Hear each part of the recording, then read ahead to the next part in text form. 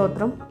దేవుని యొక్క పరిశుద్ధ నామములో ప్రభువునందు ప్రియ సహోదరి సహోదరులందరికీ నా వందనములు తెలియజేస్తున్నాను. ప్రభు అయిన తండ్రి ఆయన మహోన్నతుడై తన యొక్క రాజ్య సంబంధమైన సంగతులను మనకు జ్ఞాపకం చేస్తూ ప్రభు అయిన క్రీస్తునందు మనలను కూడా జ్ఞాపకం చేసుకున్నందుకు దేవుని యొక్క పరిశుద్ధ నామములో స్తుతులు చెల్లిస్తూ మన యొక్క క్రైస్తవ జీవితము పరిపూర్ణమైనదిగా మార్పు చెందుటకు ప్రభు అయిన తండ్రి పరలోక రాజ్య సంబంధమైన మర్మములు మనకు తెలియచేస్తూ ఉన్నాడు.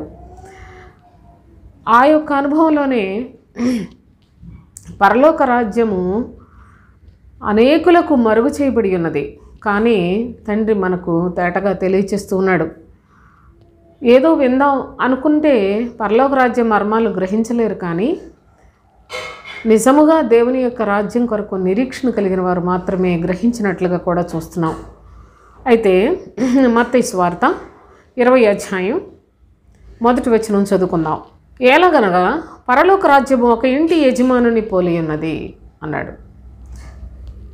ఈ ఉపమానములో పరలోక రాజ్యము ఒక ఇంటి యజమానుని పోలి ఉన్నది.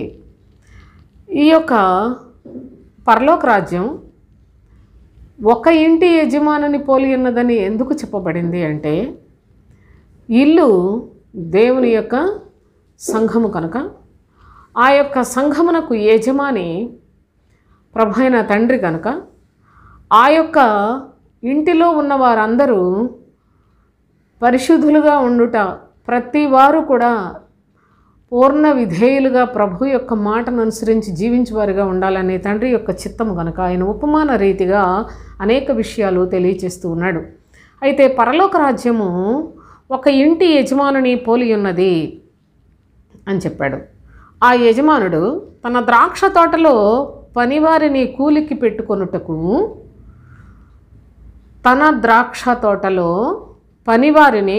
పెట్టుకొనుటకు ప్రొద్దున బయలుదేరి దినమునకు 1 దేనారము చొప్పున పనివారితో వడబడి, ఆ ద్రాక్ష తోట యజమానుడు అనగా ఆ యొక్క ఇంటి యజమానుడు, ద్రాక్ష తోట అనగానే అది కూడా దేవుని యొక్క ద్రాక్ష తోట. జాగ్రత్తగా చూడండి, ద్రాక్ష తోట అనేది కూడా దేవుని ప్రజలకు చక్కని పేరు ద్రాక్ష తోట అని. కనుక ఆ ద్రాక్ష తోటలో పనివారిని కూలికి పెట్టుకొనుటకు దినమునకు 1 దేనారము చొప్పున వడబడి తన ద్రాక్ష తోటలోనికి వారిని పంపెను.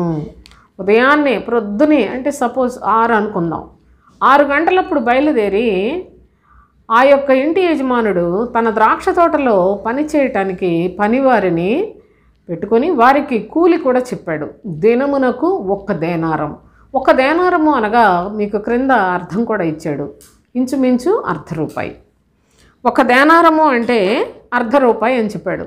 కూలికి పెట్టుకొని వాళ్ళని తోటలోనికి పంపించాడు. అయితే తరువాత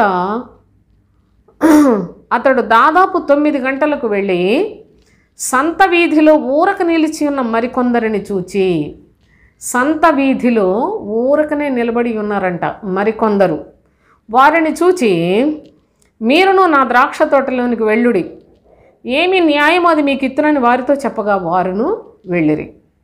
మరి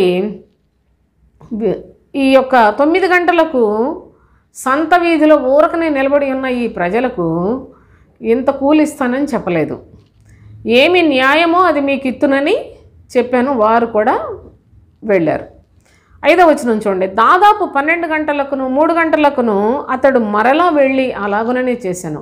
12 గంటలప్పుడు 3 గంటలప్పుడు కూడా వెళ్ళి, ఎందుకు మీరు ఇక్కడ ఖాళీగా ఉన్నారు అని వాళ్ళను కూడా ద్రాక్ష తోటలోనికి వెళ్ళండి, ఏది న్యాయం అది ఇస్తానని చెప్పి పంపించాడు. 6వ వచనం చూడండి. తిరిగి దాదాపు 5 గంటలకు వెళ్ళి, 5 గంటలంటే మరి సాయంత్రం అయిపోయింది కదా, దాదాపు 5 గంటలకు వెళ్ళి మరికొందరు నిలిచి ఉండగా చూచి, ఇక్కడ దినమంతయు మీరేం చేస్తున్నారు, ఎందుకు ఊరకనే నిలబడ్డారు అని వారిని అడగగా వారు ఎవరును మమ్మను కూలికి పెట్టుకొనలేదని చెప్పారట. సాయంత్రం 5 గంటలప్పుడు మీరు ఎందుకు ఇక్కడ ఖాళీగా ఉన్నారు అని ప్రభు లేక యజమానుడు అడిగినప్పుడు మమ్మల్ని ఎవడు కూడా కూలికి పెట్టుకోలేదని చెప్పారు. అందుకతడు మీరును నా ద్రాక్ష తోటలోనికి వెళ్ళుడనెను. సాయంత్రం 5 గంటలప్పుడు కూడా ద్రాక్ష తోటలోనికి వెళ్ళండి అని మరికొంతమందిని పంపించాడు. అయితే మరి ఇక సాయంకాలం అనగా మరలా 6 అయిపోయింది. 6 అయినప్పుడు ఇప్పుడు ప్రభు ఏం చేశాడో చూడండి. ఆ ద్రాక్ష తోట యజమానుడు తన గృహ నిర్వాహకుని పిలిచి, పనివారిని పిలిచి చివర వచ్చిన వారు మొదలుకొని మొదట వచ్చిన వారి వరకు వారికి కూలి ఇమ్మని చెప్పాడు. లాస్ట్లో 5 గంటలకు పిలిచాడు కదా, వారికి మొదలుపెట్టి ఉదయం 6 గంటలప్పుడు పనిలో పెట్టుకున్నాడు. వాళ్ళ వరకు అందరికీ కూలిమ్మని గృహ నిర్వాహకునితో చెప్పాడు. దాదాపు 5 గంటలకు కూలికి కుదిరిన వారు వచ్చి ఒక్కొక్క దేనారము చొప్పున తీసుకున్నారు. 5 గంటలకు వచ్చిన వాళ్ళకి ఒక్కొక్క దేనారము చొప్పున తీసుకుంటే మొదటి వారు వచ్చి తమకు ఎక్కువ దొరుకునని అనుకున్నారట. కానీ వారికి ఒక్క దేనారము చొప్పుననే దొరికాను. వారు అది తీసుకొని చివర వచ్చిన వీరు 1 గంట మాత్రమే పనిచేసినను పగలంతయు కష్టపడి ఎండబాధ సహించిన మాతో వారిని సమానము చేసితివే అని ఆ ఇంటి యజమానుని మీద సణుగుకొనిరి అని చెప్పాడు. ప్రభైన తండ్రి చెప్పినట్లయితే అసలు పరలోక రాజ్యము ఒక ఇంటి యజమానుని పోలి ఉన్నది అన్నాడు. ఇంటి యజమానుడు ఆయనకున్న ద్రాక్ష తోటలో పనివారిని కూలికి పెట్టుకోవడానికి మనం చదువుకున్నాం ఈ భాగం అంతా. ప్రొద్దుటే బయలుదేరాడు, ప్రొద్దుటే వెళ్ళాడు, పనివారిని కొంతమందిని తోటలో పనికి పంపించాడు. 6 గంటలప్పుడు పనిలోనికి వెళ్ళారు. వారికి చెప్పాడు, నేను మీకు ఈరోజు మీరు పనిచేస్తే 1 దేనారం మీకు నేను కూలి ఇస్తాను అన్నాడు. అలాగ 9 గంటలకు వెళ్ళి ఆ యజమానుడు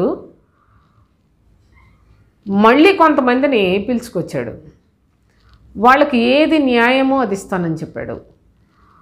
మరి 12 గంటలకి 3 గంటలకు కూడా మళ్ళీ ఆ యజమానుడు వెళ్ళి వాళ్ళను కూడా తన ద్రాక్ష తోటలో పనికి పెట్టుకున్నాడు.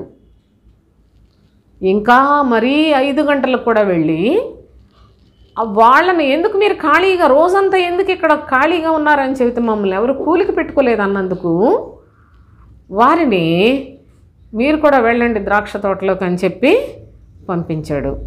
అయితే కూలి ఇవ్వడానికి గృహ నిర్వాహకుని పిలిచాడు. ఈ గృహ నిర్వాహకుడు రాగానే యజమానుడు చెప్పాడు, చివరిలో వచ్చిన వాళ్ళని మొదలుకొని ఉదయం వచ్చిన వారి వరకు అందరికీ కూలిచ్చి అని చెప్పాడు. అయితే 5వ గంటకు వచ్చిన వారికి కూడా 1 దేనారమే ఇమ్మన్నాడు. మరి ప్రొద్దుటే వచ్చారు కదా, వాళ్ళు ఏమనుకుంటున్నారు, అవి సాయంత్రం చేసి వచ్చిన అతను వాళ్ళకు కూడా ₹1.5 ఇచ్చాడు, మాకు కూడా ఎక్కువ ఇవ్వడానికి అవకాశం ఉంది అని వాళ్ళు ఆశించారు. ఇది లోకంలో మనం ఆలోచన చేసుకుంటే న్యాయమా అన్యాయమా? సాయంత్రం 5 గంటలు వచ్చిన వాళ్ళకి కూడా ₹1.5 ఇచ్చాడు, ప్రొద్దుటే వచ్చిన వాళ్ళకి కూడా ₹1.5 ఇచ్చాడట. మరి వాళ్ళు వారి హృదయాల్లో అయితే మనకి ఎక్కువ దొరకవచ్చు అనుకుంటున్నారు, కానీ వారికి కూడా ₹1.5 ఇచ్చాడు. వెంటనే ఇచ్చింది ఎవరి ద్వారాగా ఇప్పించాడు? యజమాని గృహ నిర్వాహకుని ద్వారా ఇప్పించాడు. ఆ గృహ నిర్వాహకుడు కూలి ఇచ్చినా అది ఇవ్వమని చెప్పింది యజమాని. కనుక వీళ్ళు ఏం చేశారంటే ప్రొద్దుటి నుంచి ఎండబాధ సహించిన మాతోటి సమంగా అతనికి కూడా 5 గంటలకు వచ్చిన వాడికి ఇచ్చారు, మాకు ఈ విధంగా చేయటం న్యాయమేనా అని వాళ్ళు ఏం చేశారు? సణుగుకున్నారు. ఈ సణుగుకున్నందుకు యజమాని అంటున్నాడు, మీరు ప్రొద్దుటే కూలికి వచ్చినప్పుడు నేను మీతో చెప్పాను కదా 1 దేనారం ఇస్తానని, మీకు చెప్పినట్లుగా నేను ఇచ్చాను. సాయంత్రం వచ్చిన వాడికి కూడా నేనేదో జాలిపడి కనికరపడి దయ చూపించి అతనికి కూడా ₹1.5 ఇచ్చాను, మీకు బాధ ఎందుకు? మీకు చెప్పింది మీకు చేశాను కదా అన్నాడు. దేవుని యొక్క భాష లోక భాషకున్న భేదాన్ని చూడండి. ప్రభువు ఆయన దయగలిగిన వాడు, ఆయన పరలోకపు తండ్రి, ఆయన సృష్టికర్త అయిన దేవాతి దేవుడు. నా ప్రియ సహోదరి సహోదరులారా జాగ్రత్తగా చూడండి, ఆయన అందరి ఎడలా దయ కలిగి ఉన్నాడు. అందుకని అన్యాయం చేస్తాడా? చేయడు, ఎంత మాత్రం చేయడు. వాళ్ళకి చెప్పాడు. ఇక్కడ ఈ సందర్భంలో మనకు మనమే ఒకరికొకరు అన్యాయం చేసుకునే పద్ధతులు ఉన్నాయి, కానీ దేవుడు న్యాయవంతుడు. ఎందుకంటే ఉదయాన్నే వచ్చిన వారికి కూడా మీకు నేను ఇంతే ఇస్తాను, ఈ దేనారమే ఇస్తాను అని చెప్పాడు. మీరు చెప్పినట్లుగా మీకు నేనేం చెప్పానో అలాగే ఇచ్చేశాను.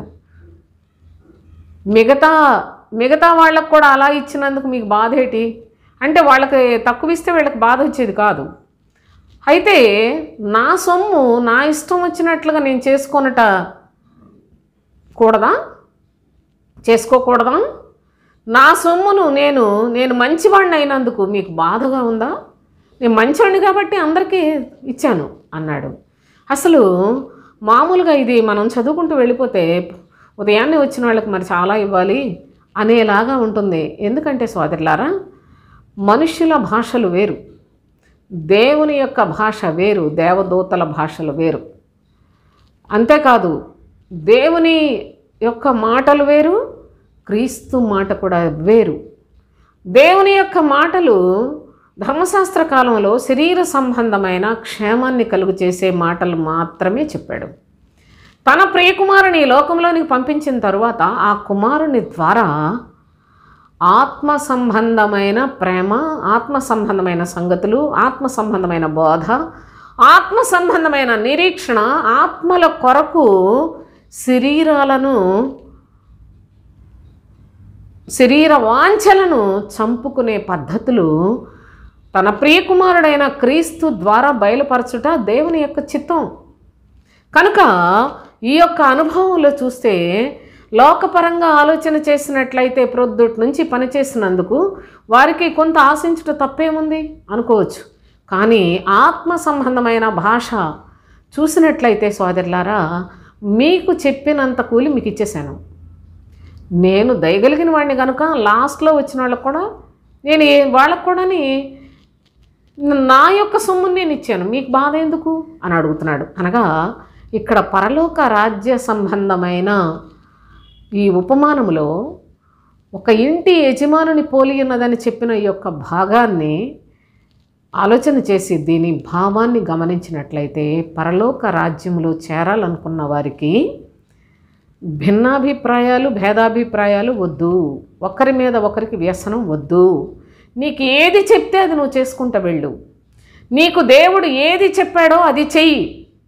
అంతేగాని ఆ ప్రక్కవాళ్ళకి అలాగైంది, ఈ ప్రక్కవాళ్ళకి వెళ్ళి నీకు అనవసరం అదంతా. నీకేం అన్యాయం చేయలేదు కదా, నేను నీకెంత చెప్పానో అంత ఇచ్చేసాను అంటున్నాడు ఇంటి యజమానుడు. అయితే వీళ్ళు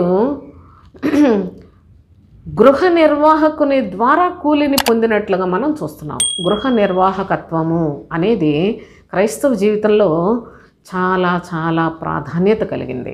గృహ నిర్వాహకత్వము. ఎవరు గృహ నిర్వాహకులు? ఈ గృహ నిర్వాహకులు అని ప్రభువు ఎవరికి మరి పేరు పెట్టి పిలిచినట్లుగా ఉన్నదో లేఖనాల్లో మనం చూడగలిగినట్లయితే చూడండి. ప్రభువే ఇవ్వచ్చు కదా, ఇంటి యజమానుడు ఆయనే కదా, ఆయనే ఇవ్వచ్చు కదా జీతాన్ని లేక కూలిని.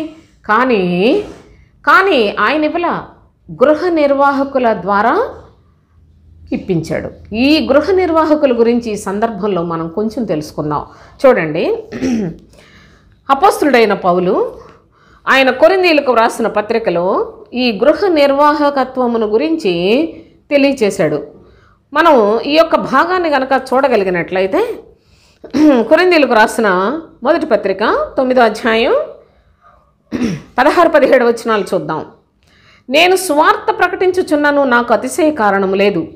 సువార్తను ప్రకటింపవలసిన భారము నా మీద మోపబడి ఉన్నది. అయ్యో, నేను సువార్త ప్రకటింపకపోయిన ఎడల నాకు శ్రమ. సువార్త ప్రకటింపవలసిన భారము నా మీద మోపబడి ఉన్నది. అయ్యో నేను సువార్త ప్రకటించకపోతే నాకు శ్రమ అంటున్నాడు. కనుక నేను ఇష్టపడి చేసిన ఎడల నాకు జీతము దొరుకును. ఇష్టపడి చేసిన ఎడల జీతము దొరుకును. నేను ఇష్టపడకపోయినాను గృహ నిర్వాహకత్వం నాకు అప్పగింపబడెను అన్నాడు. సువార్త ప్రకటించుట అనేది గొప్ప భారయుక్తమైన పని. అందరికీ సువార్త చెప్పడం అనేది సామాన్యమైన విషయం కాదు సోదరులారా. కానీ నేను ఇష్టపడి చేస్తే నాకు జీతం దొరుకుతుంది.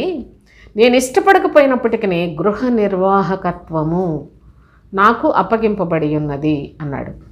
ఈ గృహ నిర్వాహకత్వము అని మామూలుగా మరి దేవుని యొక్క ఇంటిని, గృహము లేక ఇల్లు, ఇంటి యజమాని, పరలోక రాజ్యం కూడా ఒక ఇంటి యజమాని పోలి ఉన్నదని చెప్తున్నాడు. ఈ ఇంటిని యజమానుడు పాలిస్తూ ఉంటే గృహ నిర్వాహకుడు దాని యొక్క నిర్వహణ అంతటిని కూడా చూసుకుంటూ ఉంటాడు.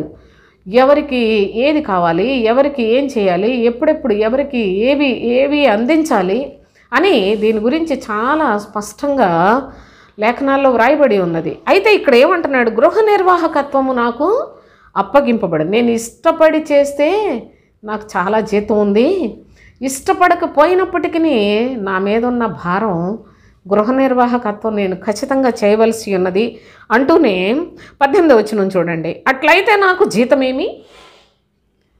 సరే, సువార్త ప్రకటించమంటున్నాడు. నేను ఇష్టపూర్వకంగా ప్రకటిస్తే నాకు జీతం ఉందన్నాడు. అయితే మరి నాకు జీతం ఏంటి?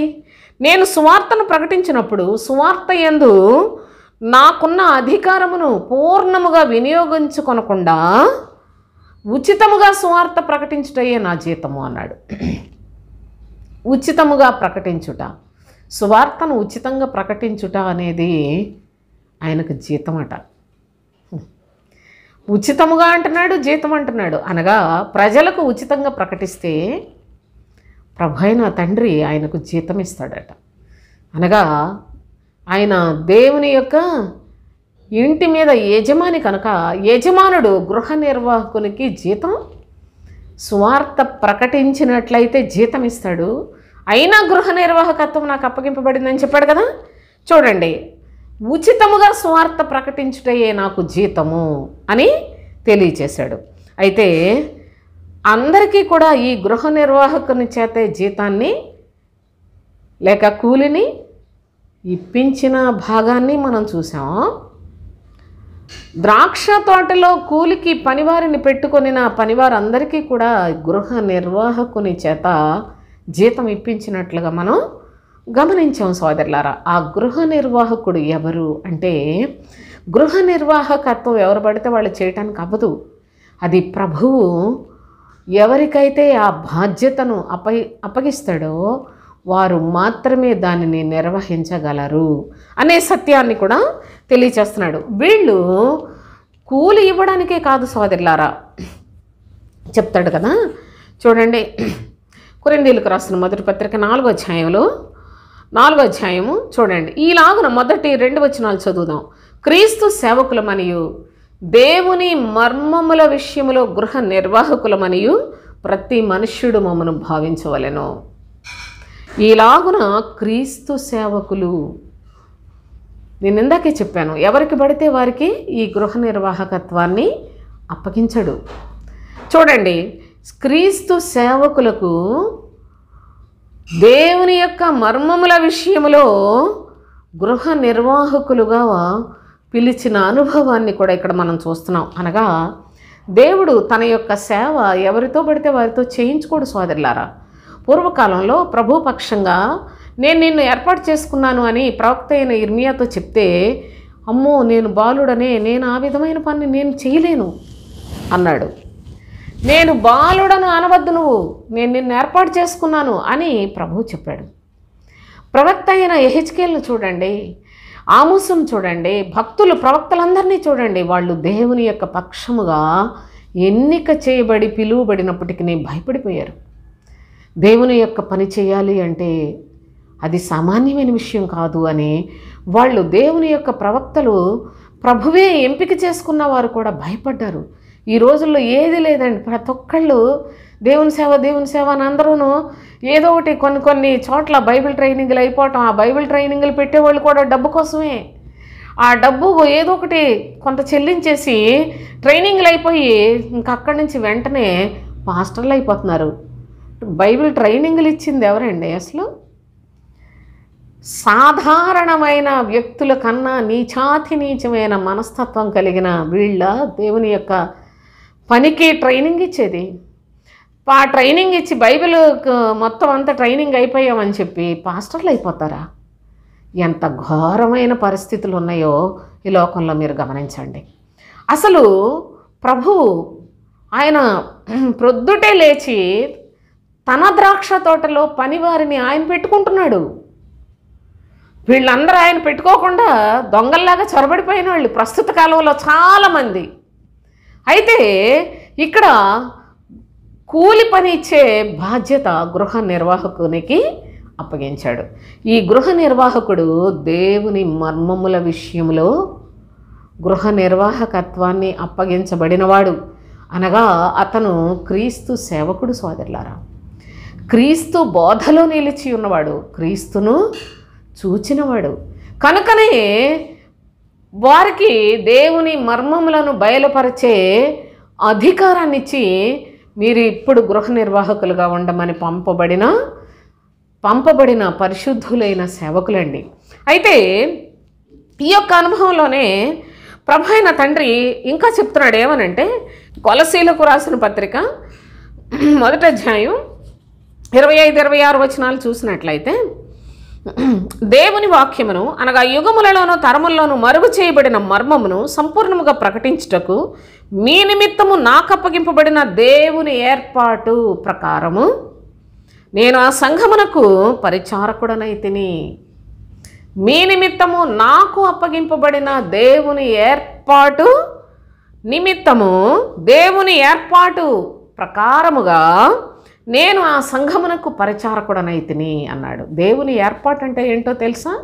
గృహ నిర్వాహకత్వము. దేవుని ఏర్పాటు సోదరులారా. దేని కొరకు? దేవుని యొక్క వాక్యము. చూడండి, మీ బైబిల్లో చూస్తే కామ ఉంటుంది. దేవుని వాక్యమును అనగా అర్థం చెప్తున్నాడు. యుగములలో తరములలో మర్మయుక్తముగా మరుగు చేయబడిందండి. మర్మము మరుగు చేయబడి ఉన్న మర్మమును సంపూర్ణముగా ప్రకటించుటకు మీ నిమిత్తము నాకు అప్పగింపబడిన దేవుని ఏర్పాటు ప్రకారముగా. చూడండి, దేవుని ఏర్పాటు ప్రకారము నేను ఆ సంఘమునకు పరిచారకుడనైతిని. ఎలా వచ్చాడు? ప్రస్తుత కాలంలో పాస్టర్లాగా వచ్చాడా? దేవుని యొక్క వాక్యమట యుగములలో తరములలో చాలా తరముల నుండి యుగముల నుండి మరుగు చేయబడిన మర్మము ఉన్నదట దేవుని వాక్యములో. ఆ మర్మమును మీ అందరికీ తెలియచేయటానికి ప్రభు అయిన తండ్రి ఆయన ఏర్పాటు ప్రకారముగా నేను సంఘమునకు పరిచారకుడనైతిని అన్నాడు. ఆ మర్మమే క్రీస్తు మర్మము. ఆ మర్మమే క్రీస్తు బోధ. ఆ మర్మమే క్రీస్తునందలి సత్యము. యేసును గురించిన సంగతి అందరికీ ప్రకటించబడింది. అందుకే మనకు శిశువు పుట్టెను అన్నాడు. పుట్టిన సంగతి అందరికీ ప్రకటించబడింది. కానీ ఆయనే క్రీస్తు అనేది మర్మము సోదరులారా. యేసే క్రీస్తు అనే మర్మము అందరూ యేసుగా ఆయనను ఒకవేళ అంగీకరించవచ్చు, కానీ క్రీస్తుగా ఎవ్వరూ అంగీకరించట్లా. ఎందుకంటే యేసులో శరీరక్షేమం ఉంది, క్రీస్తులో శరీరము దాని స్వభావము దాని ఇచ్చలు చంపే నియమం ఉన్నది కనుక, అది కష్టమైంది కనుక, అది ఇరుకైనది కనుక, అది సత్యమైంది, అది ప్రాణం పెట్టవలసింది కనుక అందరూ దాన్ని తీసి ప్రక్కన పెట్టేశారు. అయితే ఆ క్రీస్తునందే మనకు నిత్య జీవం ఉన్నది. మర్మముగా ఉన్న క్రీస్తు, దేవుని మర్మము, మరుగై ఉన్న మర్మము క్రీస్తు కనుక ఆ క్రీస్తును నేటికి మరుగు చేయబడినట్లుగానే ప్రజలు ఎరుగకయే అందరూ ప్రభువును అంగీకరించమని చెప్పుకొని నిత్య నాశనానికి వెళ్ళిపోతున్నారు. ఎందుకనగా వారి బోధకులు వారిని క్రీస్తు వైపు వెళ్లకుండా ఆటంకపరుస్తూ ఉన్నారు. క్రీస్తును చూడకుండా అభ్యంతరమై ఉన్నారు. క్రీస్తు మాటలు బోధలు ప్రజలకు తెలియక నశించిపోతూ ఉన్నారు. కనుకనే ప్రభు అయిన తండ్రి ఈ యొక్క అనుభవాన్ని మనకు బోధిస్తూ ఉన్నాడు. అపోస్తుడైన పౌలు ఆ మర్మమును మీకు తెలియచేయుటకు మీ నిమిత్తము ఆ సంఘమునకు నేను పరిచారకుడనైతిని అన్నాడు.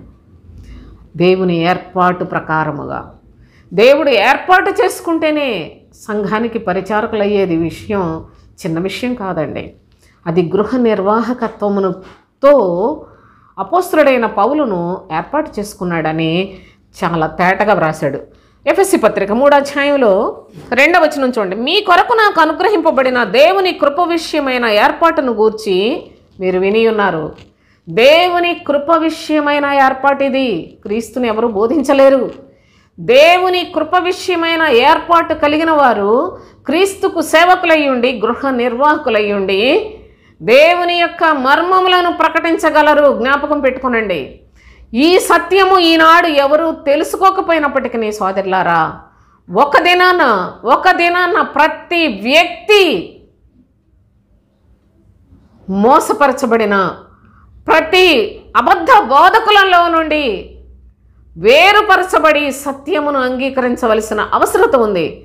ఆ కృప మీకు లేకపోయినట్లయితే ఈ కృపను గూర్చిన ఏర్పాటు మీరు గ్రహించలేరు అంతే. కనుక కృప విషయమైన దేవుని కృప విషయమైన ఏర్పాటు అని క్రింద రాశాడు చూడండి. గృహ నిర్వాహకత్వము. గృహ నిర్వాహకుడు కూలి ఇవ్వటానికి ప్రభువు అనుగ్రహం పొందినవాడు. పనివారందరికీ కూడా కూలి ఇచ్చేది గృహ నిర్వాహకుడే సోదరులారా. ఆ గృహ నిర్వాహకుడు ఎన్ని ఏర్పాటుతోటి దేవుని మర్మముల విషయంలోనూ దేవుని యొక్క చిత్తానుసారముగా సంఘమునకు పరిచారకుడైన అనుభవాన్ని లేఖనాల్లో మనం జ్ఞాపకం చేసుకుంటూ ఉన్నాం. ప్రభు యొక్క శ్రేష్ఠులైన అపోస్తులు, అందుకే మిక్కిలి శ్రేష్ఠులైన ఈ అపోస్తుల కంటే లేస మాత్రము తక్కువ వాడను కాను అని సంఘములకు సాక్ష్యం ఇచ్చిన అపోస్తులుడైన పౌలు తెలియచేస్తున్న ఈ యొక్క సంగతులలో ప్రభు అయిన తండ్రిట తన ప్రియకుమారుని లోకంలోనికి పంపించి ఆ కుమారుని అందు విశ్వాసం ఉంచిన వారే క్రీస్తు సేవకులు. యేసునందు నమ్మిక ఉంచి క్రీస్తుకు వ్యతిరేకులైన వారు ఈనాడు దేవుని సేవకులని చెప్పుకుంటున్నారు. అందుకే యేసును అంగీకరించి క్రీస్తును అంగీకరించని ప్రతి వాడు క్రీస్తు విరోధి. జ్ఞాపకం పెట్టుకోనండి. ఎక్కడి నుంచో రాడు. క్రీస్తు విరోధి అనేవాడు ఎక్కడి నుండి రాడు సోదరులారా. యేసును అంగీకరించి క్రీస్తును అంగీకరించని ప్రతి వాడు కూడా క్రీస్తు విరోధి. యేసును అంగీకరిస్తే శరీరానికి లాభకరంగా కనిపిస్తుంది, రక్షణ కలుగుతుంది.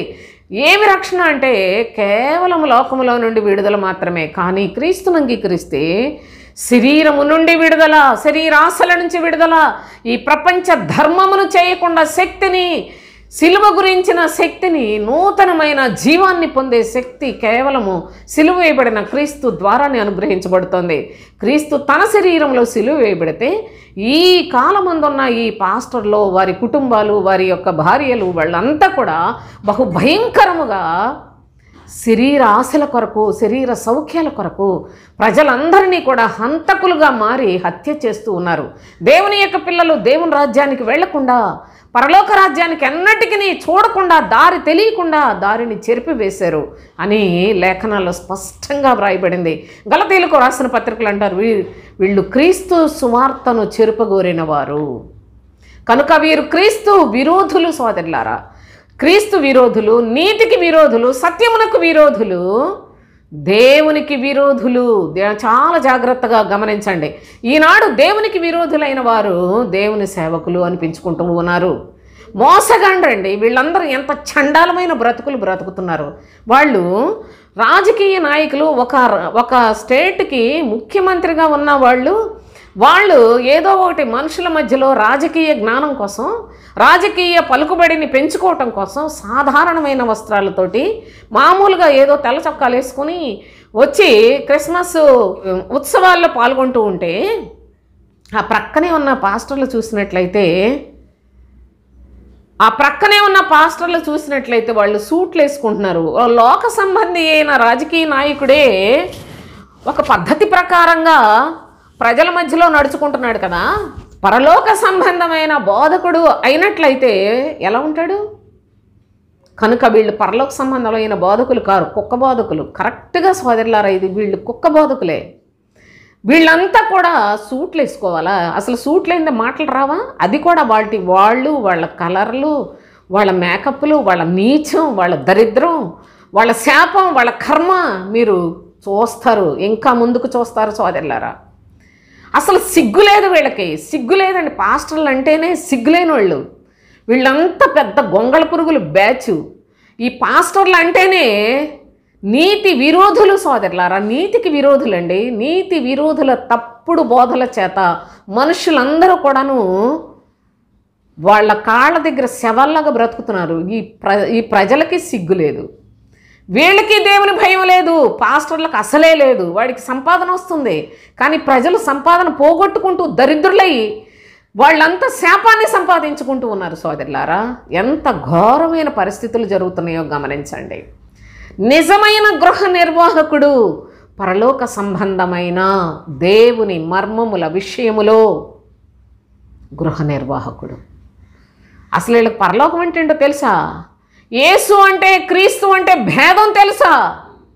క్రీస్తు బోధ అంటే ఈనాడు ఒక్క బోధకుడికైనా అర్థమైందా? నా ప్రియ సహోదరి సహోదరులారా, నేను చచ్చిపోతాను.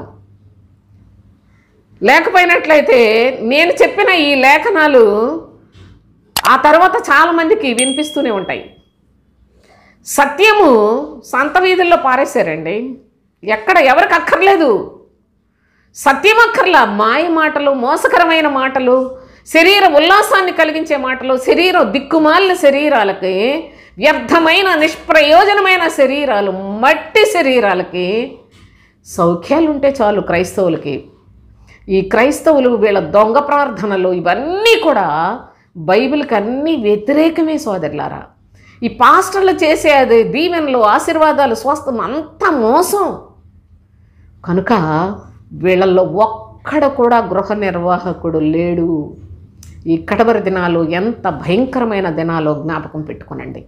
అయితే దేవుని యొక్క ఘనమైన నామంలో గృహ నిర్వాహకులు వాళ్ళు ఏ విధముగా దేవుని ఏర్పాటు చేత సంఘమునకు పరిచర్య చేశారో ఇప్పటికీ కూడా వారి ఆత్మ మన మధ్యలోనికి వచ్చి పరిచర్య చేస్తూనే ఉన్నది అనే సత్యాన్ని తెలుసుకొని కనీసం మీ మట్టికైనా వివేకముతోటి ఆలోచన చేసి దొంగల దగ్గర నుంచి పారిపోండి. అయితే మరి యొక్క అనుభవాన్ని కూడా చదువుకుందాం. చూడండి, ఇక్కడ దేవుని యొక్క పరిశుద్ధ లేఖనాలు మత్తయి సువార్త 20:11 నుంచి, వారది తీసుకుని చివర వచ్చిన వీరు 1 గంట మాత్రమే పనిచేసినను పగలంతయు కష్టపడి ఎండబాధ సహించిన మాతో వారిని సమానము చేసితివే అని ఆ ఇంటి యజమానుని మీద సణుగుకొనిరి. వాళ్ళు సణిగినది ఇంటి యజమానుని మీద. మాకు ప్రొద్దుటి నుంచి ఉన్న మాకు ఈ 5వ గంటకు వచ్చిన వాళ్ళతోటి సమానం చేస్తావా అని సణుగుకున్నారట యజమానుని మీద. నా ప్రియ సహోదరి సహోదరులారా, ఇంటి యజమానుడి మీద సణుక్కొనుట అది ఇప్పుడు క్రొత్త కాదు. సణుగుడు అనేది ఎప్పుడు వస్తుంది? వాళ్ళు అనుకున్నట్టు జరగకపోతే సణుగుతారు, వాళ్ళ కోరిక నెరవేరకపోతే సణుగుతారు, వాళ్ళ ఇష్టాలు నెరవేరకపోతే సణుక్కుంటూ ఉంటారు. ఏందో మేము దేవుడు అనుకొని వచ్చాం, మాకు ఏమీ జరగట్లేదు అని ఈనాడు ఎంతమంది దేవుని ప్రజలుగా అనుకొని వచ్చినారు. మరికొంతమంది అయితే అసలు ప్రభువుకి వ్యతిరేకులైపోయి దేవుని యొక్క, నేను ఎన్నాళ్ళో దేవుని సన్నిధికి వెళ్ళాను, దేవుడు చెప్పినట్టు చేశాను, కానీ నాకు అసలు ఏది కూడా జరగలేదు, కాబట్టి నాకు అసలు దేవుడు లేడు. మరలా లోకంలో దేవతలే ఆధారం చేసుకుంటే బోళ్ళు కోరికలు నెరవేరుతాయి అనుకొని పోయిన వాళ్ళు పోవచ్చు. ఇప్పటికైనా నష్టమేం లేదు, పోతారని కూడా ఉంది లేఖనాల్లో. అనేకులకు వారు దేవుని ఎరిగియు దేవుని మహిమపరచలేదు కనుక వారిని ప్రభువు మొత్తాన్ని కూడా మోసంలో ముంచి పడేస్తున్నాడు. దేవుని ఎరిగి కూడా దేవుని మహిమపరచలేదంటే అర్థం ఏంటో తెలుసా? దేవుని గురించి తెలుసుకున్నారు, నమ్ముకున్నారు, కానీ ఆయనను మహిమపరచుట అనగా ఆయన తన ప్రియకుమారుడైన యేసుక్రీస్తును లోకరక్షకుడుగా లోకంలోనికి పంపిస్తే ఆ లోకరక్షకుడైన క్రీస్తును చూడరు. వీళ్ళకి అదొద్దు, వీళ్ళకి సరదాలు, వీళ్ళు అనుకున్నవన్నీ జరిగిపోతేనే యేసుప్రభు కావాలి. కానీ నీ కోరికలు నెరవేర్చడానికి యేసుక్రీస్తు ఈ లోకంలోనికి రాలేదు. తన తండ్రి చిత్తమును నెరవేర్చుటకు ఈ లోకమందు నశించిపోయే వారిని వెదకి రక్షించుటకు లోకంలోనికి వచ్చాడు. ఆయన మాదిరి చూపించుటకు వచ్చాడు. ఆయన బలిని కోరలేదు, కనికరమును కోరుకుని కనికరం చూపించి మనుషులందరినీ రక్షించాలని లోకానికి వచ్చాడు. కానీ ఆయన దగ్గరకు వచ్చి ఆయన నమ్ముకున్నామని చెప్పి మాకు కోరికలు తీరట్లేదు కాబట్టి మేము మరలా దేవతల దగ్గరికి వెళ్ళిపోతాం అనుకుంటున్నారంటే ఈ జనాలు మరి ఏ కోవకు చెందిన వాళ్ళు మీరు అర్థం చేసుకోవాలి. అయితే ప్రభు అయిన దేవుని సన్నిధిలో నువ్వు వచ్చావు, నమ్ముకున్నావు, దేవుని యొక్క సన్నిధికి వచ్చావు, దేవుడు నీకు ఏం చెప్తే అది చేసుకుంటూ వెళ్ళిపో, అంతవరకే. ప్రభు చెప్పాడు, నేను నీకు నిత్య జీవమునిస్తాను అని చెప్పాడు. నమ్మరాది? ఆయన నిత్య జీవమునిస్తానని తానే మనకు చేసిన వాగ్దానము. నిత్య జీవం కొరకు ఆశించాలి కానీ, ఆయన ఏది ఇస్తానన్నాడో దాని కొరకు ఆశించాలి కానీ, ఇంకా నీకు ప్రొద్దుట్లేస్తే నీ కోరికలు, పిల్లలు, పెళ్ళిళ్ళు, లేకపోతే పెళ్లి రోజులు, పుట్టినరోజులు ఇవన్నిటికీ చేసుకొని బాగా ఆనందించండి, ఉల్లసించండి, శరీరాన్ని సుఖపెట్టుకోండి అని చెప్పాడా బైబిల్లో? మీ పాస్టర్లు ఎందుకు అలాంటి ప్రార్థనలు చేస్తున్నారు? మీ పాస్టర్లు ఎందుకు అలాంటి దొంగ దీవెనలు ఇచ్చినట్టుగా మిమ్మల్ని మోసం చేస్తున్నారు? ప్రభు చెప్పినట్లు వాళ్ళు ఎందుకు చెప్పటం లేదు? కనుక అందరూ దొంగలు సోదరులారా. దొంగతనమును, హత్యను, నాశనము చేయుటకు వచ్చాడు. ఆ దొంగలందరూ క్రీస్తు పనిలో చొరబడిపోయి మొత్తం చర్చీలు కట్టి ఆ చర్చీల నిండా శరీర సంబంధమైన ఊకదంపుడు ప్రసంగాలు చేస్తూ వాళ్ళందరూ మిమ్మల్ని పాడు చేసి నాశనం చేస్తున్నా మీకు మేల్కొనే స్థితి లేకపోతుంది. మీరు గ్రహించలేని స్థితిలోనే ఉన్నారు. మీరు నష్టపోతూ కూడా ఇది మాకు ఏదో దేవుడు మమ్మల్ని దీవించాడు అనుకుంటున్నారు. ఎంత శాపము ఏలుబడి చేస్తూ ఉందో ఈనాడు క్రైస్తవ్యాన్ని. సాతాను యొక్క ఏలుబడిలో ఉండి దేవుని యొక్క బిడలమని భ్రమపడుతూ ఉన్నారు సోదరులారా. ప్రభువు నిజముగా చెప్పిన మాటలు ఎప్పుడైనా విన్నారా మీరు? ఆయన మాటలని చెప్పి మిమ్మల్ని మోసం చేసే మోసగాళ్ళ మాటలకైతే చెవులు మరి కోసుకొని వింటున్నారు, కానీ దేవుని యొక్క స్వరాన్ని ఎప్పుడైనా విన్నావా? క్రీస్తు శిలువలో నుండి మాట్లాడే స్వరమును వింటున్నావా ఎప్పుడైనా? దేవుని యొక్క సన్నిధిలోని మనస్సుతో ప్రభువుని కృతజ్ఞత చెల్లించే శక్తివంతురాలుగా తయారైన అలాంటి చక్కని క్రైస్తవ జీవితం మీలో ఉందా సోదరులారా? ప్రభువు చెప్తున్నాడు, వీళ్ళు ప్రొద్దుట్లోనే వచ్చాం మేము, అయినా మాకు కూడా 5వ గంటకి ఇచ్చిన వాళ్ళకి ఇచ్చినట్లే ఇస్తావా అని ఇంటి యజమానుని మీద సణుగుకున్నారట. ఈ విధంగా సణుగుకొనుట అనేది ఏ సందర్భాల్లో ప్రజలు, దేవుని యొక్క ప్రజలు అనబడిన వాళ్ళు, ఆశీర్వదింపబడిన ప్రజలని చెప్పబడిన ఇజ్రాయేలీయులు కూడా ఆనాటి నుంచి దేవుని మీద సణుగులతోటే ఉన్నారు. దయచేసి కొన్ని మాటలు మనం గబగబ చదువుకుందాం. చూడండి, నిర్గమకాండం 14:10 నుండి. ఫరో సమీపించుచుండగా ఇశ్రాయేలీయులు కన్నులెత్తి ఐగుప్తీయులు తమ వెనుక వచ్చుట చూచి మిక్కిలి భయపడి యెహోవాకు మొరపెట్టిరి. చూడండి, నిజముగా ఇశ్రాయేలీయులు ఐగుప్తు దేశంలో నుంచి బయటకు వచ్చారు. బయటికి దేవుడు ఎన్ని అద్భుతాలు చేసి విడిపించాడో కూడా మనకు తెలుసు. తీరా వాళ్ళు బయటకు వచ్చిన తర్వాత ఫరో కనిపించింది, అయ్యో వీళ్ళని వదిలేసాం, మనకు దాసులు ఎక్కడ ఉంటారు, అయ్యో మనం వీళ్ళందరిని మరలా తిరిగి తెచ్చుకుందాం అనుకుంటున్నారు అని అక్కడి నుంచి వాళ్ళు బయలుదేరారు. దేవుని యొక్క ప్రజలు ఐగుప్తులో నుండి విడుదల పొంది ముందుకు సాగుతూ ఉన్నారు. ఎదుట ఎర్ర సముద్రం కనిపిస్తుంది. ఎటు వెళ్ళాలి, ఏం చెయ్యాలి, అయ్యో మేము ఇక్కడ చచ్చిపోతామని ఇశ్రాయేలీయులకు చాలా భయం వేసింది. ఆ పరిస్థితి కూడా అలాంటిదే. అయితే వాళ్ళ మనసులో మనం ఐగుప్తులో బానిసలుగా ఉన్నాం, ఇనుప కొలిమిలో ఉన్నాం, అక్కడ ఉండగా దేవుడు మనకి ఎంత విడుదలనిచ్చాడు, మా ప్రభు మాకేదన్నా చేయగలడని వారు నమ్మలేకపోయారు సోదరులారా. ఆ సందర్భంలో వాళ్ళు చూడండి ఏమని చెప్తున్నారు. అంతటా వారు మోషేతో, ఐగుప్తులో సమాధులు లేవని అరణ్యంలో చచ్చుటకు మమ్మను రప్పించితివా? మమ్మను ఐగుప్తులోండి బయటకు రప్పించి మమ్మను ఇట్లు చేయనేలా? మా జోలికి రావద్దు, ఐగుప్తీయులకు దాసుల మగదమని ఐగుప్తులో మేము నీతో చెప్పిన మాట ఇదే కదా. మేము ఈ అరణ్యమందు చచ్చుట కంటే ఐగుప్తీయులకు దాసుల మగుటయే మంచిది అన్నారు. ఎందుకు తీసుకొచ్చావు మమ్మల్ని ఎందుకు ఈ విధంగా నువ్వు చంపడానికి తెచ్చావా? మేము ఐగుప్తులో దాసులుగా బ్రతుకుతాం, అదన్నా మాకు ఇష్టమే, కానీ ఇక్కడ చావటం ఎందుకయ్యా? మా జోలికి రావద్దు నువ్వు అసలుకి అని మోషేని అన్నారు. నా ప్రియ సహోదరి సహోదరులారా, ఐగుప్తులో ఉండగా వాళ్ళు మా పితరుల దేవా మమ్మల్ని ఏ విధంగానైనా విడిపించని గోల పెట్టలేదా? తీరా వచ్చిన తర్వాత చిన్న కష్టం, ఒక శోధన రాగానే సణుగులు. ఎందుకంటే వాళ్ళకి అంత ఫ్రీగా ఉండాలి, వాళ్ళకి ఏ బాధ రాకూడదు, ఏ శోధన రాకూడదు. కనుక వాళ్ళందరూ సణిగి చూడండి. అందుకు మోషే, భయపడకుడి, యెహోవా మీకు నేడు కలుగచేయ రక్షణ మీరు ఊరక నిలుచుండి చూడుడి. మీరు నేడు చూచిన ఐగుప్తీయులను ఇక మీదట మరి ఎన్నడూ చూడరు. వీళ్ళందరూ కూడా మోషే మీద సణుగుతూ ఉన్న అనుభవాలు మనం ఇక్కడ గమనిస్తూ ఉన్నాం. ఏ ఏ సందర్భాల్లో సణుగుతారో ప్రజలు మీరు చూడండి సోదరులారా. కొంచెం శోధన కలగగానే సణిగిన అనుభవాలు చూడండి. 15వ అధ్యాయం 23 నుండి చూడండి. మారా నీళ్లు చేదైనవి గనుక వారు ఆ నీళ్లు త్రాగలేకపోయేరి, అందువలన దానికి మారా అని పేరు కలిగాను. ప్రజలు మేమేమి త్రాగుదామని మోషే మీద సణుగు కొనగా, ఈ నీళ్లు చూస్తే చాలా చేదుగా ఉన్నాయి, మేమేం తాగుతాం? సణుగుకొని మామూలుగా కాదండి, ఆ ప్రజలందరూ మోషే మీద ఒక్కటే సణుగులు. అక్కడికి వచ్చేటప్పటికి నీళ్లు మంచిగా లేవు, దాహం వేస్తుంది, ప్రయాణంలో ఉన్నారు, కష్టమే. కానీ మా ప్రభువా, నీవే మాకు ఆధారం, నీవే మమ్మలను ఐగుప్తులో నుండి నడిపించిన దేవుడవు అని ప్రజలు ఆనాడు దేవుని వేడుకొనలేకపోయారు. మధ్యలో ఉన్నాడు మోషే మీద సణుగుకుంటూ ఉన్నారు సోదరులారా. దేవుని యొక్క ఘనమైన కార్యములు చూడండి.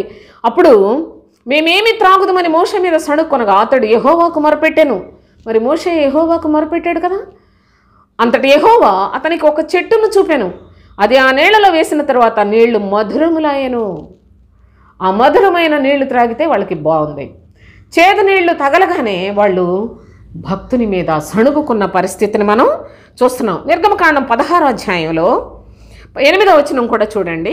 మరియు మోషే, మీరు తినుటకై సాయంకాలమున మాంసమును ఉదయమున చాలినంత ఆహారం యెహోవా మీకు ఇయ్యగాను మీరు ఆయన మీద మీ సణుగులను యెహోవాయే వినుచుండగా మేము ఏ పాటి వారము?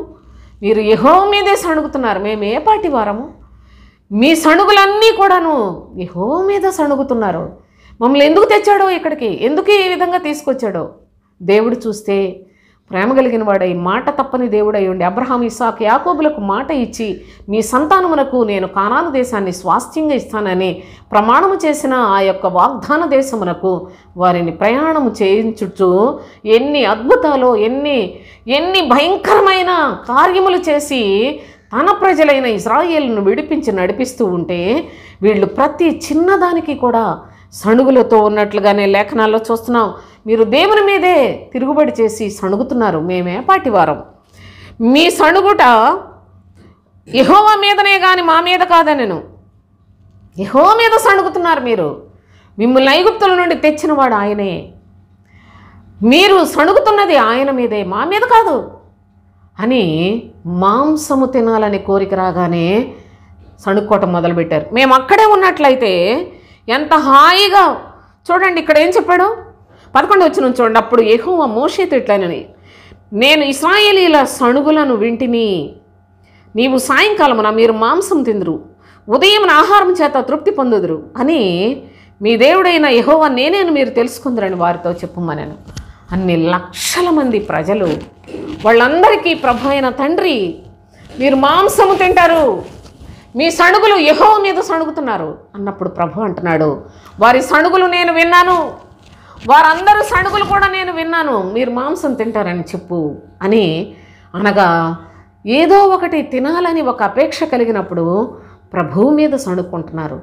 ఒక మంచినీళ్ళు దొరకపోతే సణుక్కుంటున్నారు. ఒక శత్రువు తమ వెంట పడుతున్నాడంటే సణుక్కుంటున్న అనుభవాలే మనం చూస్తున్నాం సోదరులారా. అంతేకాదు దేవుని యొక్క సేవకులుగా ఎంచబడిన మోషే, అహరోనులు వారి మీద కూడాను వీళ్ళు ఒకటే సణుగుడు. ఎంత భయంకరమైన సణుగులతోటి దేవుడు నిజంగా వారిని భరించాడో మీరు గమనించగలిగినట్లయితే నా ప్రియ సహోదరి సహోదరులారా, వీళ్ళంతా దేవుని యొక్క కృపలను ఏ విధముగా పోగొట్టుకుంటున్న అనుభవం కూడా ఉందో చూడండి. సంఖ్యాకాండం 16వ అధ్యాయం 41వ వచనం. మరునాడు ఇశ్రాయేలీయులు సర్వ సమాజము మోషే అహరోనులకు విరోధముగా సణుగుచు, మీరు యెహోవా ప్రజలను చంపితిరా. నేను ఇంకా మోషే అహరోనుల మీద సణుగుతున్నారు. ప్రభు అన్నాడు, వీరి సణుగులు నేను మాన్పిస్తాను. కాబట్టి అందరి 12 గోత్రముల వారి చేతికర్రలు తెచ్చి ప్రత్యక్ష గుడారంలో పెట్టండి, అహరోను చేతికర్ర చిగురుస్తుందని చెప్పాడు. ఈ విధముగా వారి యొక్క సణుగులను మాన్పించుటకు చూడండి 5వ వచనం. సంఖ్యాకాండం 17వ అధ్యాయం 5వ వచనం. అప్పుడు నేను ఎవని ఏర్పరచుకుందును వాని కర్ర చిగురించును. ఇశ్రాయేలీయులు మీకు విరోధముగా సణుగుచుండు, సణుగులు నాకు వినబడకుండా మాన్పివేయుదును. ఇంకన్నిటికీ సణుగుడు ప్రతి విషయంలో కూడా సణగటమే. ఎంత మనసు ప్రభువుకి బాధ కలిగించారో, ఆయన ఆత్మను ఎంత దుఃఖపెట్టారో చూడండి. సంఖ్యాకాండం 11వ అధ్యాయంలో 11వ అధ్యాయం 1వ వచనం చూడండి. జనులు ఆయాసమును గూర్చి సణుగుచుండగా అది యెహోవాకు వినబడెను. జనులు ఆయాసం, మేము నడవలేకపోతున్నాం, ఈ ప్రయాణం చేయలేకపోతున్నాం, మాకు పాలితేనలు ప్రవహించి దేశం ఇస్తానన్నావు, ఎక్కడొచ్చేస్తుంది అది, మేము నడవలేకపోతున్నాం అనుకుని ఆయాసము చేత సణుగుతున్న పరిస్థితి. యెహోవా దాన్ని విన్నప్పుడు ఆయన కోపము రగులుకొనెను. నమ్మకంగా ఉండరు, ఏ విషయంలో దేవుని మీద ఆధారపడరు. వీళ్ళకి చాలా కోరికలు మాత్రం కావాలి. ఈనాడు క్రైస్తవులు కూడా వాళ్ళకు బోలెడన్ని కోరికలు కావాలి. పాస్టర్లకు బోల్డ్ కోరికలు నెరవేరిపోవాలి. వాళ్ళ కుటుంబాలకు చాలా కోరికలు నెరవేరాలి. వాళ్ళ పిల్లలు గంగిరెద్దులు తిరిగినట్టుగా వీధి మనుషుల కంటే అసభ్యంగా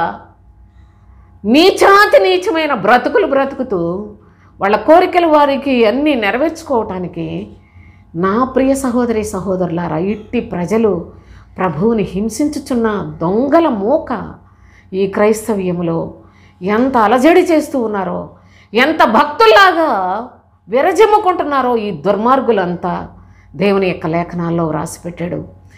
ఆనాడు జనులు మార్గాయాసము చేత కనీసం వాళ్ళ యొక్క ప్రయాణంలో ఆయాసం వస్తుంది కనుక సణుక్కుంటున్నారు. ఇప్పుడు వాళ్ళకి సుఖాలు తక్కువై సణుక్కుంటున్నారు. వాళ్ళ కోరికలు నెరవేరటం లేదని ఇంకా భయంకరంగా క్రీస్తు యేసు ఈ లోకంలోనికి వచ్చిన తరువాత కూడా సణుక్కుంటున్న దౌర్భాగ్యపు స్థితిని లేఖనాల్లో నుండి మనం చూడగలం సోదరులారా. అంత ప్రయాసను ప్రభువు ఎందుకు భరించాడు అంటే, పక్షిరాజు రెక్కల మీద నేను మిమ్మల్ని మోసుకొని వచ్చానని చెప్పాడు. ఎందుకో తెలుసా? మీ నీతిని బట్టి, మీ క్రియలను బట్టి కాదు, మీ పితరులకు నేను మాట ఇచ్చాను, ఆ మాటను నెరవేర్చుటకు నేను మిమ్మల్ని మోసుకొస్తున్నానని చెప్పాడు. అయినప్పటికీ అరణ్యములో యాత్రలో సోదరులారా, వీళ్ళందరూ చెడుతనాన్ని బట్టి అనేక విధాలుగా నశించిపోయినట్లుగా కూడా దేవుని యొక్క పరిశుద్ధ లేఖనాల్లో వ్రాయబడి ఉన్నది. అయితే యేసుక్రీస్తు ఈ లోకంలోనికి వచ్చిన తరువాత ఆయన ఒకానొక దినాన, యోహాను సువార్త 6వ అధ్యాయంలో చూడండి, ఒకానొక దినాన నా శరీరము తిని నా రక్తము త్రాగువాడు నిత్యజీవము కలిగిన వాడు అనే రహస్యాన్ని చెప్పినప్పుడు వాళ్ళందరికీ ఎంత బాధ వచ్చిందనుకుంటున్నారు? ప్రభువు దగ్గర ఒక 70 మంది శిష్యులుగా ఉన్నారు. ఈ 70 మంది ఇద్దరేసి మనుషులను వేరు చేసి, మీరు చక్కగా వెళ్ళి ఆయా గ్రామాల్లోకి వెళ్ళండి, వీధుల్లోకి వెళ్ళి దేవుని యొక్క కార్యాలు చేసే శక్తిని నేను మీకు ఇస్తాను, వెళ్ళండి అంటే అప్పుడు బాగానే వెళ్ళారు.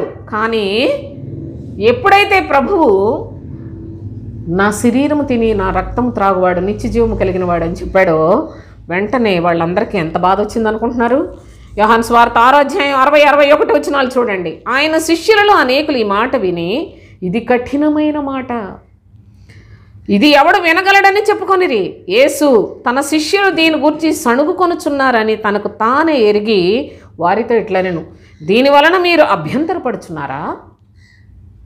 అమ్మో, శరీరం తిని రక్తం త్రాగాలంటే ఈ పని మనం ఎక్కడ చేయగలం అని ఆనాడే యేసుక్రీస్తు శరీరధారిగా లోకంలో ఉన్నప్పుడే అనేకులు అభ్యంతరపడి, ఆయన క్రీస్తు బోధను చెప్తే బోధను వ్యతిరేకించి అనేకులు వెనుక తీసి మరెన్నడూ ఆయనను వెంబడించలేదు అని కూడా వ్రాసిపెట్టాడు. అయితే ప్రభు తన 12 మంది శిష్యులను అడిగారు, మీరు కూడా వెళ్ళిపోతారా అని. పేతురు అంటున్నాడు, మేమెక్కడికి వెళ్తాం? సజీవుడైన దేవుని యొక్క కుమారుడు అయిన నిన్ను విడిచి మేము ఎక్కడికి వెళ్తాం? నీవు నిత్య జీవపు మాటలు కలిగిన వాడవు అని ప్రభువును వెంబడించినట్లు లేఖనాలను మనం చూస్తాం సోదరులారా. కనుక ప్రభు శరీరము తిని ఆయన రక్తము త్రాగాలి అంటే ఆనాడే ఆయనతో ఉన్నవారే అనేకులు అభ్యంతరపరచబడి వాళ్ళందరూ కూడా వెనుక తీశారే. అసలు ఈనాడు ప్రభు యొక్క శరీరము తిని రక్తము త్రాగి ఆయన చిత్తానుసారముగా జీవించే వాళ్ళు అసలు ఉన్నారా? మేము ఆదివారం లేకుంటే నెలకోసారో ప్రభు యొక్క బల్లలో మేము పాలు పంపులు పొందుతున్నాం, ఆయన శరీరంలో రక్తంలో పాలు పంపులు పొందుతున్నాం అనుకొని నిద్రావస్థలోకి వెళ్ళిపోతున్నారు. అనేకులు రోగిష్ఠులు అయిపోతున్నారు. అనగా బాగా తీవ్రంగా దేవుని నమ్ముకొని వచ్చినవాడు లోకస్తుడి కన్నా విపరీతమైన చెడుతనానికి వెళ్ళిపోతున్నాడు. అది రోగం అంటే. పాపపు రోగాలు పెంచుకొని దేవుని యొక్క ప్రజలమని చెప్పుకొని ఆయన శరీరంలో రక్తంలో పాలు పంపులు పొందుతున్నామని చెప్పుకొని విస్తారమైన దురాశలతోటి బ్రతుకుతున్న వారలారా, మీ జీవితాల్లో మీరు ప్రభు శరీరంలో రక్తంలో పాలు పంపులు పొందటం లేదు. మీరు దోషులుగా వివేచింపక తిని త్రాగు అపరాధులవుటకే ఈ పని చేస్తున్నారనే లేఖనాలను కూడా దయచేసి గమనించండి. అయితే ఇప్పటికైనా నువ్వు తెలుసుకున్నట్లయితే నీవు ధన్యురాలువు, ధన్యుడవు. కానీ అలవాటుగా ఆచార పద్ధతిలో ఉన్న క్రైస్తవులైనట్లయితే ఒక దినాన ఉంటుంది మామూలు శిక్షలు కాదు సోదరులారా.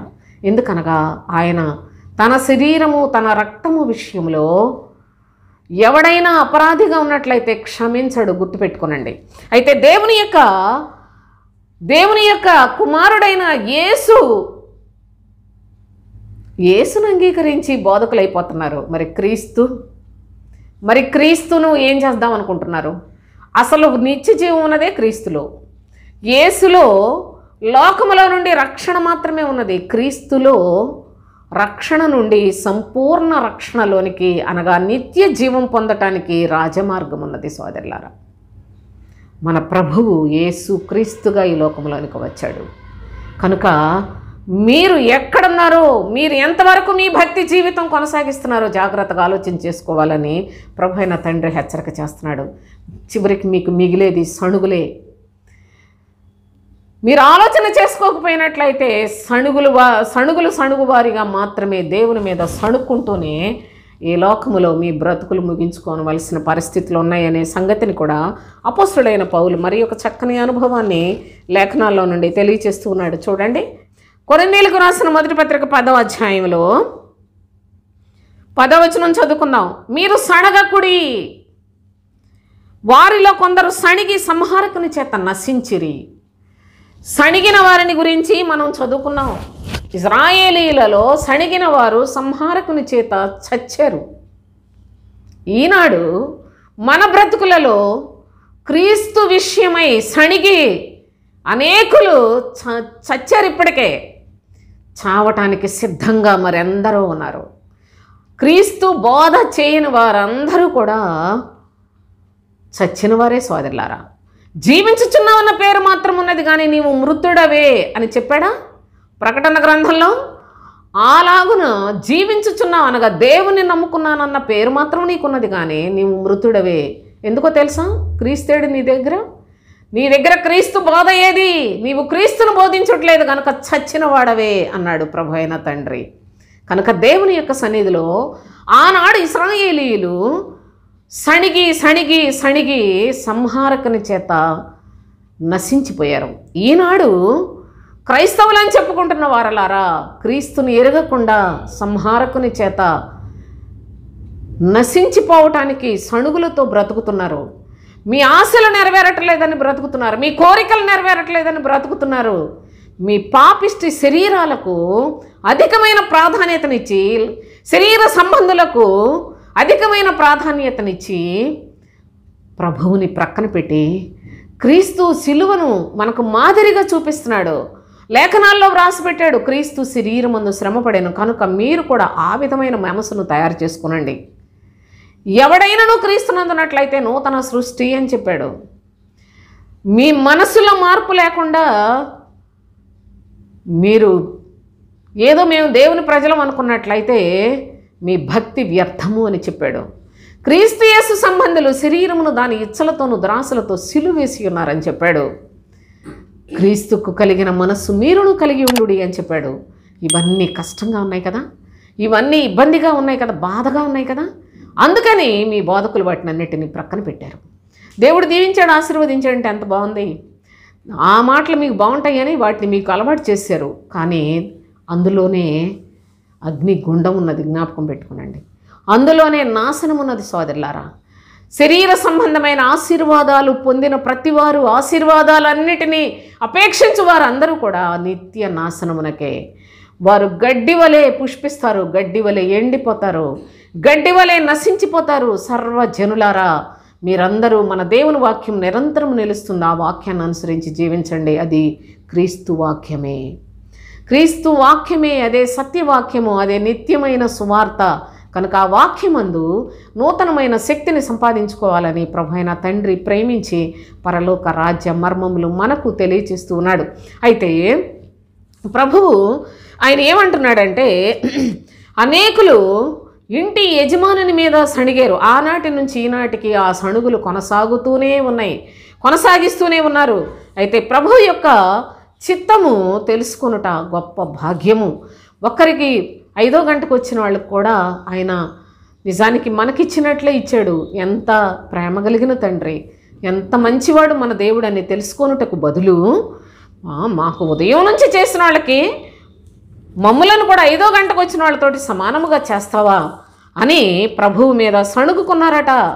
ఈ సణుగుకున్నందుకు ఆయన అంటున్నాడు, అందుకతడు 13వ వచనం చూడండి, మత్తయి సువార్త 20:13. అందుకతడు వారిలో ఒకని చూచి, స్నేహితుడా, చూడండి ఎంత చక్కగా పిలుస్తున్నాడు, స్నేహితుడా, నేను నీకు అన్యాయము చేయలేదే, నీవు నా యొద్ద 1 దేనారమునకు వడబడలేదా? నువ్వు 1 దేనారమే ఇస్తానని కూలికి పెట్టుకున్నప్పుడు నేను నీకు చెప్పాను, నువ్వు దానికి ఇష్టపడే కదా పనిలోకి వచ్చావు. నేను వడబడలేదా? నీ సొమ్ము నీవు తీసుకొని పొమ్ము, నీ సొమ్ము నీవు తీసుకొని పొమ్ము. నీకు ఇచ్చినట్టే కడపట్టి వచ్చిన వీరికి ఇచ్చుట నాకిష్టం, నాకిష్టమైనట్టు నా సొంత సొమ్మును నేను ఖర్చు పెడితే నీకు బాధ ఏంటి? నీకు కడుపు మంటగా ఉన్నదా అంటున్నాడు. చూడండి, నా సొమ్ము నా ఇష్టం వచ్చినట్లు చేయటం న్యాయము కాదా? నేను మంచివాడనైనందుకు నీకు కడుపు మంటగా ఉన్నదా అని చెప్తున్నాడు. కనుక ప్రభు యొక్క సన్నిధిలో ప్రేమను నేర్చుకోవాలని, ప్రభు యొక్క సన్నిధిలో ఒకరి ఎడల ఒకరు అనురాగం కలిగి ఉండాలని, అందరూ ఒక్క మనస్సుతో ఉండాలని, మీరందరూ ఏకభావముతో ఉండాలి అని ప్రభువు చెప్పిన మాటలు ఎటు వెళ్ళిపోయాయి సోదరులారా, ఎటు పంపించేశారండి ఆ మాటలన్నిటినీ ఈ బోధకులు. నా ప్రియ సహోదరి సహోదరులారా, చూడండి ఎఫెసీ పత్రిక 4వ అధ్యాయం మొదటి నుంచి చదువుదాం. కాబట్టి మీరు సమాధానము అను బంధము చేత ఆత్మ కలిగించు ఐక్యమును కాపాడుకున్నట్టు ఎందు శ్రద్ధ కలిగిన వారై ప్రేమతో ఒకరినొకడు సహించుచు, మీరు పిలువబడిన పిలుపుకు తగినట్లుగా దీర్ఘశాంతముతో కూడిన సంపూర్ణ వినయముతోనూ సాత్వికముతోనూ నడుచుకుని వల్లని ప్రభువును బట్టి ఖైదీనైనా నేను మిమ్మల్ని బ్రతిమాల కొనుచున్నాను. శరీరం ఒక్కటే, ఆత్మయు ఒక్కడే. శరీరము అనగా సంఘము, అనగా దేవాలయము, ప్రభువు యొక్క శరీరము, క్రీస్తు శరీరము. శరీరమునకు శిరస్సు క్రీస్తే. అందుకే చెప్తున్నాడు, శరీరము ఒక్కటే, ఆత్మయు ఒక్కడే. ఆ ప్రకారమే మీ పిలుపు విషయమై ఒక్కటే నిరీక్షణ యందుండి ఉండుటకు పిలువబడితిరి. ప్రభువు ఒక్కడే, విశ్వాసం ఒక్కటే, బాప్తిస్మం ఒక్కటే, అందరికీ తండ్రి యొగు దేవుడు ఒక్కడే, అందరికీ పైగా ఉన్నవాడు అందరిలోనూ వ్యాపించి అందరిలో ఉన్నాడు. ఎంత గొప్ప తండ్రిని ముక్కలు ముక్కలు చేసి పడేశారు. ఏ కీలుకు ఆ కీలు తీసేసినట్టు మొత్తం ఎవరి ఇష్టం వచ్చినట్లు బోధలు తయారు చేసేసుకున్నారు. ఎవడు ఇష్టం వచ్చినట్లు వారి యొక్క బ్రతుకుల్లో ఒకడు ధర్మశాస్త్రాన్ని పట్టుకున్నాడు, మరి ఒకడు చూసినట్టయితే అద్భుతాలు పట్టుకుంటాడు, మరి ఒకడు సూచక్రియలు అంటాడు, మరి ఒకడు భాషలు అంటాడు, మరి ఒకడు చూసినట్టయితే ఆశీర్వాదాలు దీవెనలు, మరి ఒకడు పడగొట్టడం లేపడం అంటాడు, మరి ఒకడు చూసినట్లయితే కళ్ళబొల్లి మాటలు చెప్పి మాయ మాటలు చెప్పి మనుషులను ఆకర్షిస్తూ ఉన్నాడు, మరి ఒకడు వాడి అందాన్ని చూపించుకోవటానికి చక్కగా తయారై బోధ చేస్తూ మొదలుపెట్టారు. నా ప్రియ సహోదరి సహోదరులారా, శరీరం ఒక్కటే, ఆత్మయు ఒక్కడే, మీరందరూ కూడా ఒక్కటే శరీరమందు, తండ్రి ఒక్కడే, ఒక్క శరీరములో ఒక్క భావమును ఒక్కటే నిరీక్షణ కలిగి మొత్తం అందరూ కూడాను పరలోకము కొరకు సిద్ధపడండి అని చెప్పే లేఖనాలు ఎక్కడున్నాయి? వీళ్ళని వాళ్ళు వాళ్ళని వీళ్ళు తిట్టుకోకపోయినట్లయితే వీళ్ళ వీడియోస్ ఎవరు చూడరు. అలా తిట్టుకుని వాక్యం చెప్పేవాడు ఒక్కడున్నాడని చూడండి. వాక్యం చెప్పడం అన్నీ ఒకవేళ వాళ్ళు ఏమైనా వాక్యాలు చేత అన్నీ అబద్ధపు మాటలు, బూతులు. నా భాషలోనైతే వీళ్ళు చెప్పేదంతా బూతులే. ఒక్కడికి సత్యం తెలియదు. అసలు ఎవరు కూడా దేవుని యొక్క కుమారుడైన క్రీస్తును బోధించే బోధకులు లేరు సోదరులారా. అంతా వాళ్ళ యొక్క మనుషుల్ని ఏ విధంగా బయటకు పోకుండా వాళ్ళు వాళ్ళ మాయమాటలతోటి చిక్కించుకొనుటకే బోధలు చేస్తున్నారు. కానీ పరలోక సువార్త చెప్పేవాళ్ళు ఉన్నారా? పరలోక రాజ్యము ఏ విధముగా తన యొక్క శిష్యులను ఇంటి యజమానులుగా చేస్తుందో అలాంటి లేఖనాలు చెప్పేవాళ్ళు ఉన్నారా సోదరులారా? దేవుని యొక్క రాజ్యము, పరలోక రాజ్యము యొక్క తేడా తెలిసిన వారు ఉన్నారా? యేసుకు క్రీస్తుకు తేడా తెలిసిన వాళ్ళు ఉన్నారా? తెలియకుండా బోధకులు ఎలాగయ్యారు? నిజముగా తన మంచి ధననిధిలో నుండి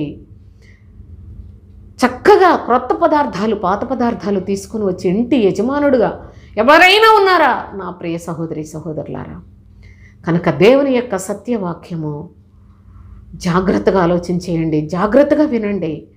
పరలోకము మర్మయుక్తమైన సంగతులతో భద్రముగా దాచబడి ఉన్నది. ఆ పరలోక రాజ్యం యొక్క సంగతులను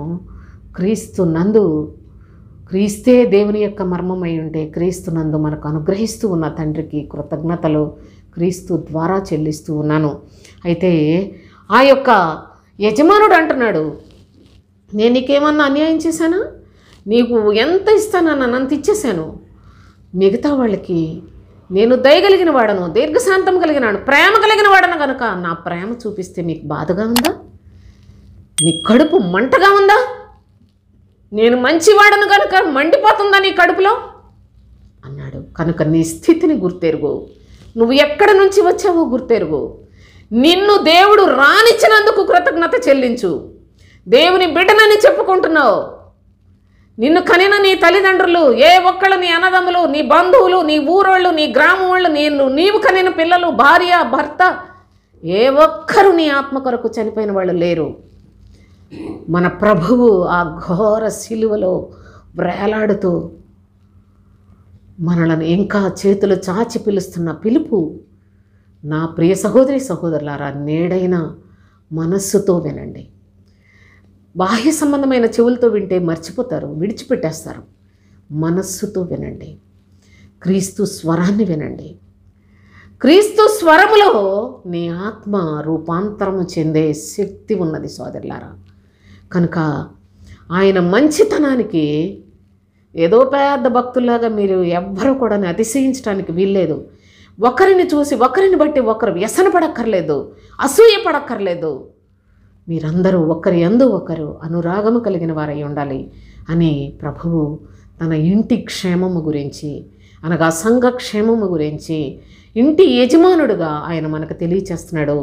గృహ నిర్వాహకులు మనకు కూలిని ఇస్తారు అనే సత్యాన్ని నేర్పించాడు. దేవుని యొక్క రాజ్యం కొరకు, పరలోక రాజ్యము ఇంటి యజమానుని పోలి ఉన్నది. ఆ ఇంటి యజమానుడు నేర్పించే సంగతులను మనము తేటగా నేర్చుకుని స్పష్టముగా వాటి యందు మనస్సును పెట్టి గమనించి గ్రహించి విశ్వాసముతో పరలోక రాజ్యం కొరకు సిద్ధపడదాం. మరి ఈ యొక్క పరిశుద్ధమైన దేవుని యొక్క సన్నిధిలో తండ్రి అయిన దేవుడు మనకు నేర్పించే ఈ సత్యాన్ని, ఈ సంగతులను క్రీస్తునందు కృతజ్ఞత కలిగిన వారమై ఉండే నమ్మకస్తులుగా, యథార్థవంతులుగా జీవిద్దాం. దేవుని యొక్క నామములో ప్రభు అయిన క్రీస్తు ద్వారా మీ అందరికీ నా హృదయపూర్వక వందనములు తెలియజేస్తూ ముగించేస్తున్నాను. దేవునికి స్తోత్రం.